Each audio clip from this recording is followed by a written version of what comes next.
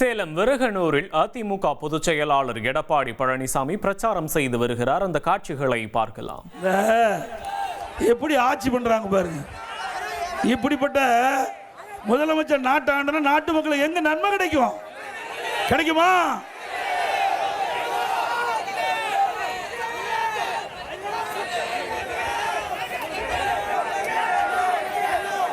இன்றைய தினம் கெங்கவல்லி சட்டமன்ற தொகுதியில் இங்கே இருக்கின்ற சட்டமன்ற வேட்பாளராக போட்டியிடுகின்ற ஒருவர் இந்த பேரூராட்சியில் விஐபி நகர் என்ற ஒரு பகுதியில் இன்றைக்கு பொது பயன்பாட்டிற்காக நிலம் ஒதுக்கீடு செய்யப்பட்டது. அந்த நிலத்தை போலி ஆவணம் மூலமாக அவர் பதிவு செஞ்சுக்கிறார். பிறகு அதை 3 பேருக்கு விட்டுட்டார். ஆக இது மக்கள் கொடுக்கப்பட்ட புகார். மீண்டும் அதிமுக ஆட்சி வந்தவுடனே இந்த புகாரை விசாரிக்கப்பட்டு சட்ட ரீதியாக நடவடிக்கை எடுக்கப்படும்.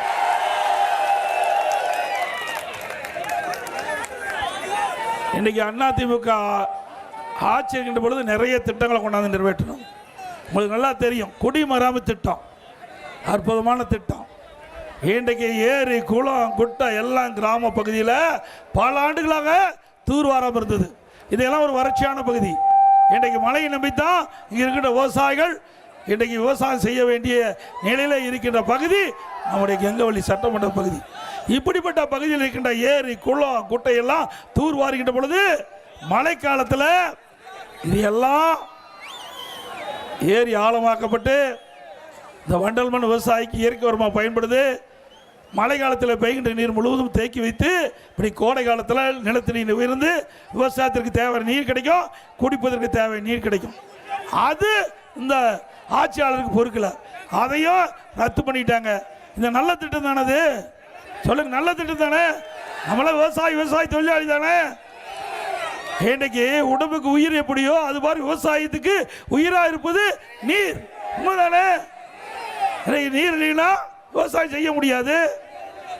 ஆனால் அப்படிப்பட்ட நீரை சேமித்து வைக்க வேண்டுவதற்கு தான் இந்த குடிமராமத்து திட்டத்தை கொண்டாந்தோம். இதையும் இந்த ஆட்சியில் ரத்து பண்ணிட்டாங்க. மீண்டும் அதிமுக ஆட்சி உங்கள் துணையோடு மலரும், குடிமராமத்து திட்டம் தொடரும்.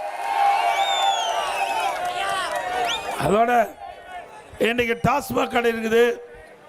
இன்னைக்கு டாஸ்மாக் கடையில் ஒரு 10 ரூபா யாருன்னு தெரியுமா?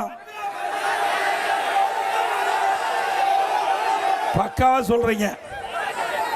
இன்றைக்கி தமிழ்நாட்டில் 6000 டாஸ்மாக் கடை இருக்குது. அதில் ஒவ்வொரு கடையில் ஒரு நாளைக்கு 1.5 கோடி பாட்டில், மொத்தமாக 6000 கடையில் 1.5 கோடி பாட்டில் வைக்கிறாங்க. ஒரு பாட்டிலுக்கு 10 ரூபா. திராவிட முன்னேற்றங்களை ஆட்சி இருக்கும்போது அதிகமாக கட்டணம் வசூல் பண்ணாங்க. இனி செல்லும் இடமெல்லாம் செய்தி. தந்தி டிவியின் வாட்ஸ்அப் சேனலை ஃபாலோ பண்ணினா செல்ல இருக்கும் இடமெல்லாம் செய்தி. இதோ QR கோட் இப்பவே ஸ்கேன் பண்ணுங்க, ஃபாலோ பண்ணுங்க.